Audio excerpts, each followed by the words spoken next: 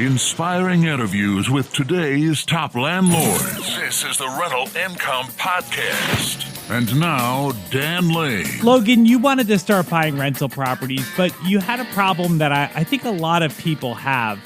What was going on? Yep. So honestly, it was just finding a cash flowing property. You know, my area is very expensive. I live in an extremely expensive market in Nassau County on Long Island, New York. And so I had to look further away. And so ultimately I found a town that was about an hour and a half away from me. And that is where I was able to find the pretty good deals and saw that the numbers actually worked there. And I was able to run those numbers and calculate them. And I was able to generate, at least at that time, a minimum of a 10, 12% return consistently. I was finding with all the properties in that area. Logan started buying rental properties about a year and 4 months ago. And in that time, he's bought 2 single families and a duplex. And on the podcast today, we're going to talk about how Logan's been able to do all this from about an hour and a half away. We'll talk about how he researched the area that he ended up buying in.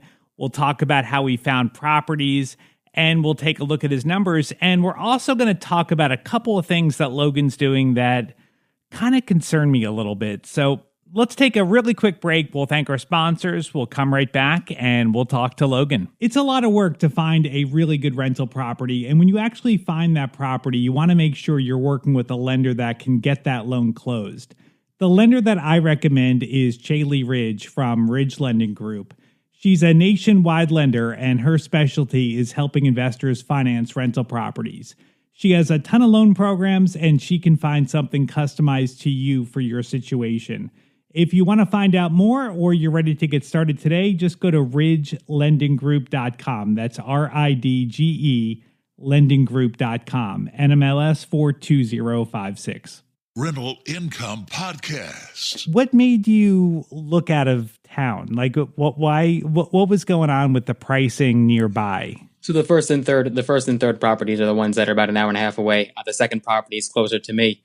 But you know, one of the big problems, especially in my area, was that it was just really hard to find a cash flowing property. I live in an extremely expensive market in Long Island, and unfortunately, a single family just doesn't work. No matter how hard you try to fudge the numbers, unfortunately, it just doesn't cash flow. So I had to look elsewhere, and I had to look much further away. So the county next to mine, Suffolk County, it's definitely a lower living expense in a lot of these cities and towns in that area compared to Nassau County. And so there's an area in there, the Mastic Shirley area, and Mastic Beach is where 2 of my properties are, both single family units. And there, it does have a bad reputation. It does have lower income and definitely higher crime.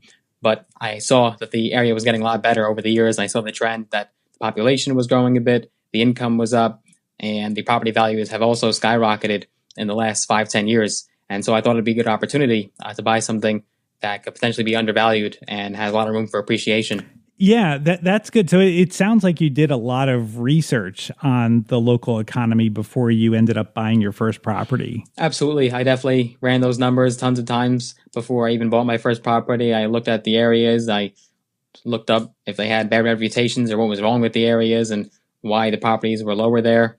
And so I definitely did market research and kind of did a market sweep of basically every town on Long Island. How did you found the area and the town looked good.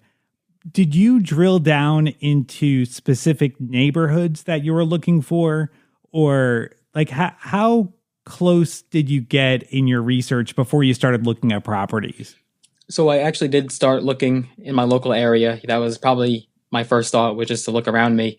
And I actually did look at a couple properties, maybe about 20 minutes away from me in some cities in Nassau County. And the numbers would have worked. It would have cash flowed, but the return just wasn't there. I saw that I was able to generate a much higher return in that city about an hour and a half away from me. And in Suffolk County, especially a year and a half ago at this point, right before the pandemic or in the midst of the pandemic, you could have scooped up properties at a pretty good price. And there's been a lot of appreciation over this last year and a half or so. And so, I didn't really know where I was going to start. Maybe I thought I was going to do commercial, like a storefront, buy a couple retail places, or maybe I was going to just buy one house, spend everything that I had to my name and just put it all in that one house. I didn't really know where I was going to begin, but I definitely knew that residential would probably be a better move just because especially with the pandemic, with so much in retail and commercial real estate failing and unfortunately not doing well. So I definitely shifted my mind towards residential and started only looking in laser focus at residential. And I saw the cash flow potential in Suffolk County, and that there is so much opportunity there. So, all right. So once you narrowed it down to Suffolk County, did you find a lot of people feel more comfortable working with an investor-friendly agent? Did you find like an investor-friendly agent, or did you just find a realtor, or did you look for properties on your own? Yeah, not necessarily investor-friendly. That first property I bought with an agent that was not too far away from that area. So he definitely had a slight understanding of that area and knew that it had a bad reputation. He was definitely aware of that. I think his office was located roughly about a half an hour away from that area. So he was able to tell me about the area, and that, he was pretty honest and blunt with me that it does have that bad reputation. Certainly, it definitely has a higher crime rate than other areas in Suffolk County. But I took the chance and took a gamble. Yeah. Now, flash forward to today, because it always makes me nervous when investors, and especially new investors, are buying in an area that isn't that great or has a lot of crime. A lot of times those properties can look good on paper, but in actuality, they end up being a lot of trouble. Just flash forward to today. Have you had problems with your properties? So in that area, there have been a few incidents. So for example, with my first property, the tenant, unbeknownst to me, actually had a cat. And unfortunately, that cat was stolen right from the porch of her house, and it was caught on video. I think the police report was filed to that neighbor that stole that cat. I'm not sure what exactly happened with that. Haven't been updated, but that was one incident. I have heard that there are some not so nice people on the block, some bad hombres, if you will. Mm-hmm. So that's definitely something. And then I've also had an experience actually going to see and look at a property in that area where it was quite a crazy story, where essentially I wasn't going back to that property or ever looking at it again. Okay. So with your cash flow, the projections that you made before you bought your first property, have they turned out to be about right, or has the property, or have the properties not performed as well as you had hoped? So for that first property, it performed exactly how I expected and hoped, and that's because it was quite an interesting story. I got a bit lucky with that first property. Basically what happened is the owner that sold it to me actually wanted to rent it from me.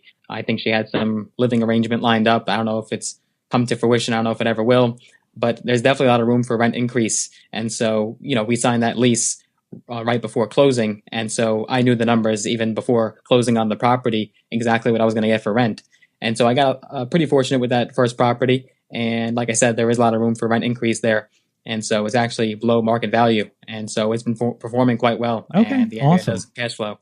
And your other property in that area, has that also done as well as you had projected? So when we first originally listed it, I was trying for a higher rent than what I'm getting right now. So we did have to adjust and drop the price a little bit here and there. But ultimately, it still cash flows very nicely, and it's still generating a decent return. Are you managing the properties yourself, or do you have a local property manager? All the properties are managed by myself, and I don't even drive. I don't even have a license. I don't have a car. So, whenever something goes wrong or something happens, I just call over a local plumber or someone in the area. I know the area quite well in that specific city, and I know the plumbers and heating technicians, whatever that's needed. I have some good connections and relationships in that area, so that's how I've been doing it. That's incredible. I mean, it's like you're an hour and a half away by car, but without having a car, it's like you might as well be 10 hours away. Right, so, exactly. Yeah. So how has that worked out? Like there hasn't been anything that you physically needed to be at the property for? No, actually. In fact, I have not been to that property other than looking at other properties in the area and just driving by that property just on a whim. I haven't actually had to go to that property at all since I closed on it, that first deal. Now, my second deal, that one is closer to me. It's only about 10 minutes away, and I have had to go to that property a handful of times just to do basic maintenance and also to find a tenant for that area, for that specific property. So, but those two properties that are in that town, hour and a half away from me, I haven't had to go there, and no problems where I've had to be present. That's incredible. And how are you collecting rent? All digitally, Cash App, Zelle. Okay. The tenants are very familiar with that, and it's been working out great. And when something breaks, you just find a local handyman to go over and fix it? Exactly, right. Okay. Plumber, electrician. I've had to call a few people, and unfortunately, their prices have definitely gone up with the pandemic Sure. and inflation that we're in right now. But you have to always account for that and have reserves, and that's a big mistake that a lot of first-time investors make, is that they don't account for maintenance and repairs in those reserves. Yeah. And they ultimately go under. That's so important. Yeah, exactly. You got to put money aside for repairs, vacancy, capex. Yeah, that's really important. Now, talk me through, like, say for that property, the second property, where so the first property, the person you bought it from ended up staying, so that you didn't have to show the property. But for the other property, how did you find a tenant? Like, how did you show the property where you're not able to get in there to show the property? How did you do that? Yeah, that was all just through my agent, my broker, and they were nice enough to, because for my second and third property, I used a different agent that I did for my first one, just because the second one was closer to me. So I ended up using the agent closer to me, and I've been working with that agent for a long time now. So they were nice enough to actually drive out a few times, do that hour and a half drive each time to show the property. And unfortunately, because it is a lower income area and it does attract some people that are on Section 8 and, are probably time wasters, we did have to show it to a lot of people before we actually got someone that was remotely eligible or barely met the criteria. So I also took a gamble with that second tenant in that single family unit. Okay. The income was there, but the credit was not necessarily there. Yeah. But I said, you know what, let me take a risk on them.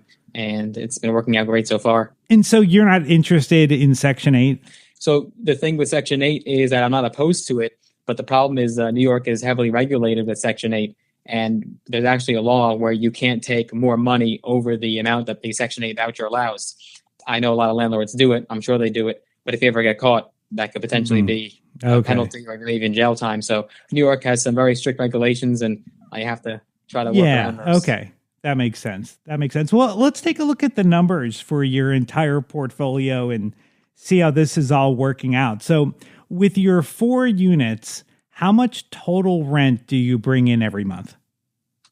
So between all 4 units, the 3 properties, total, it brings in exactly $10,300 a month in gross rent.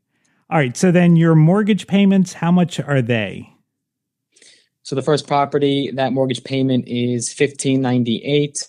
Second one is a duplex. That's why it's a lot more. That's $3,811.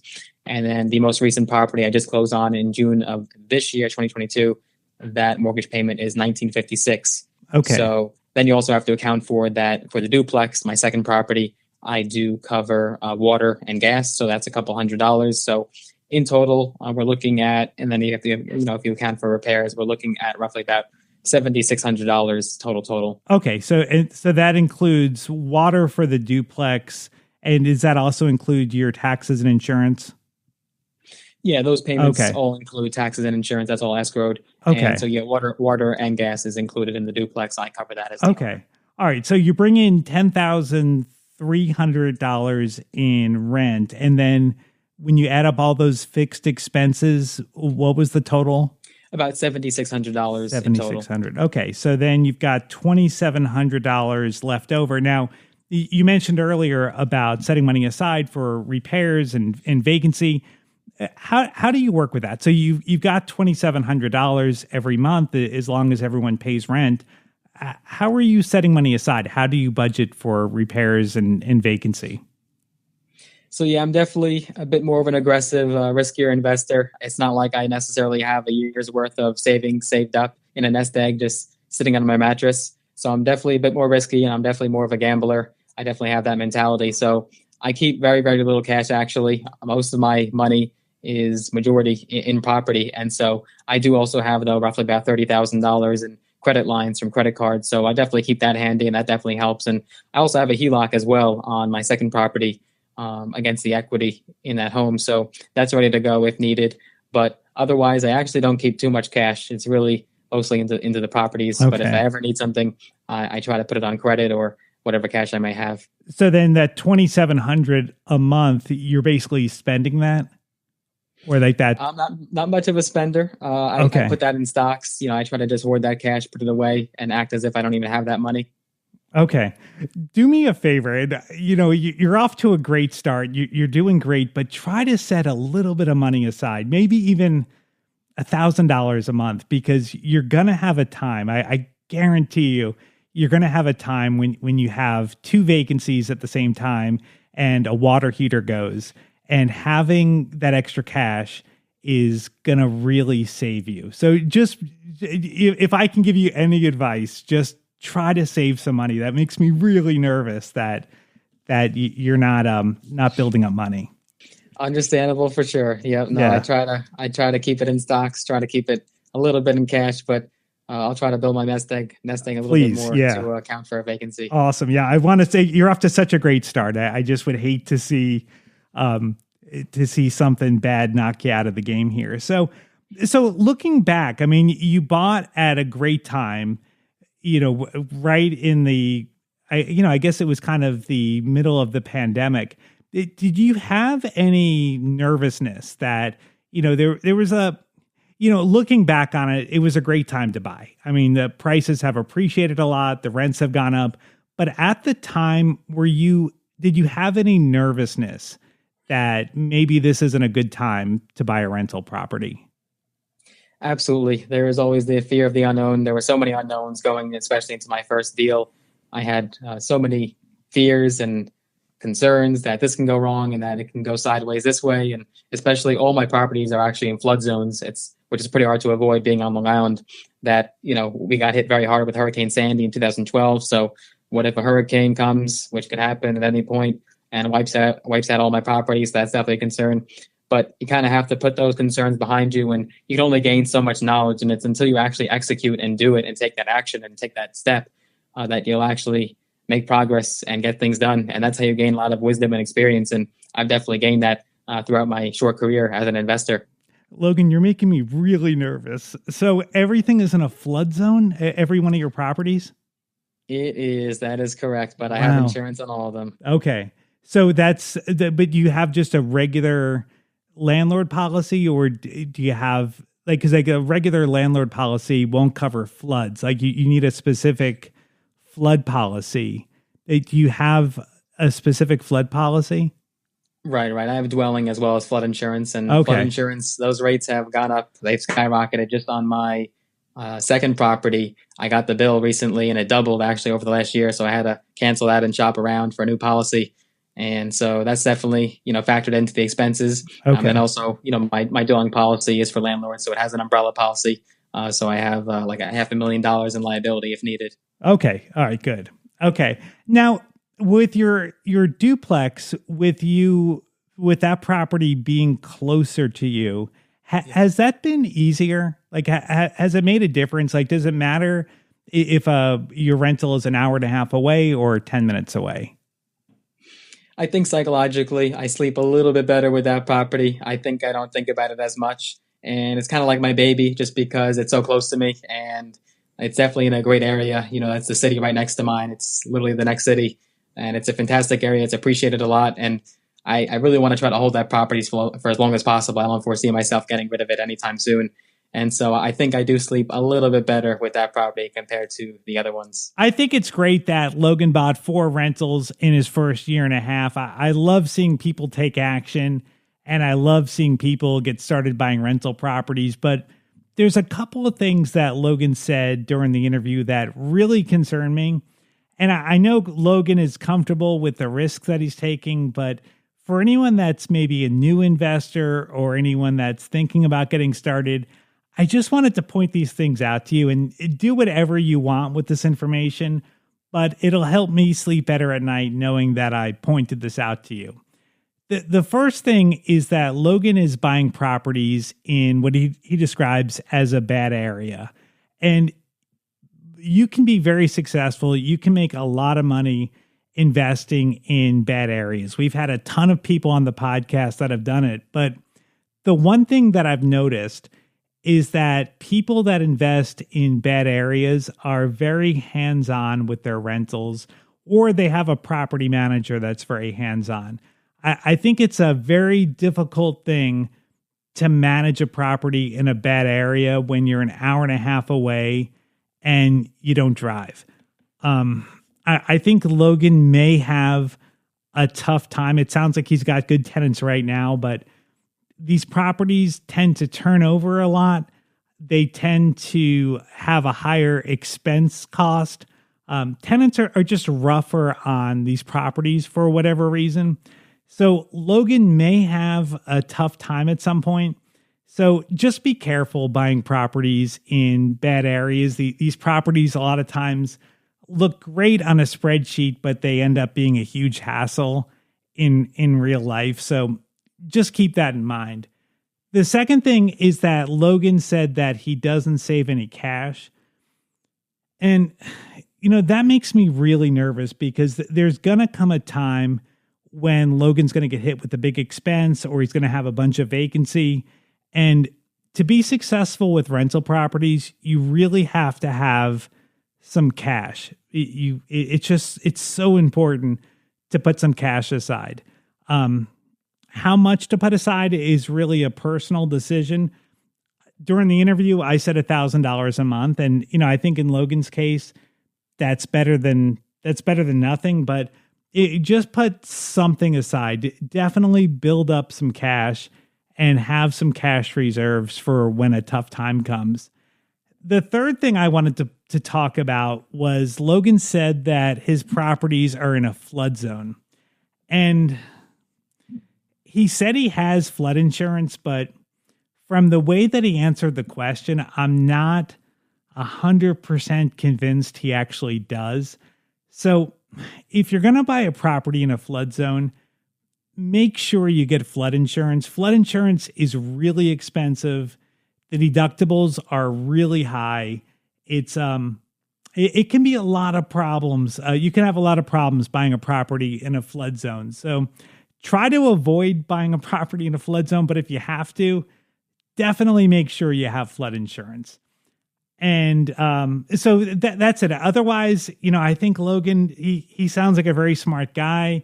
I really hope he's successful with this, but these couple of things really make me nervous. And hopefully we can check in with Logan in the future, and hopefully everything works out for him.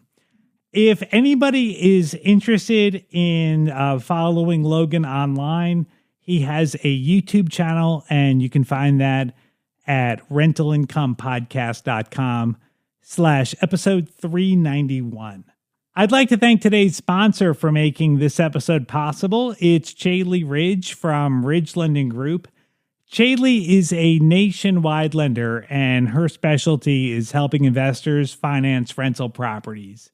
She has a ton of different loan programs. She has interest-only options. She has adjustable rate mortgages. If you don't have the best credit, she has a loan program where she won't check your credit score. She just wants to see that you have a good deal.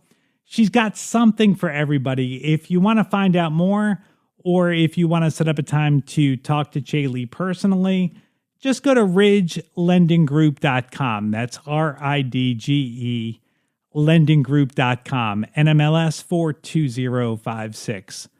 Thank you so much for checking out the podcast today. Make sure you hit that follow button, and you'll be notified every single Tuesday when I put out a new episode.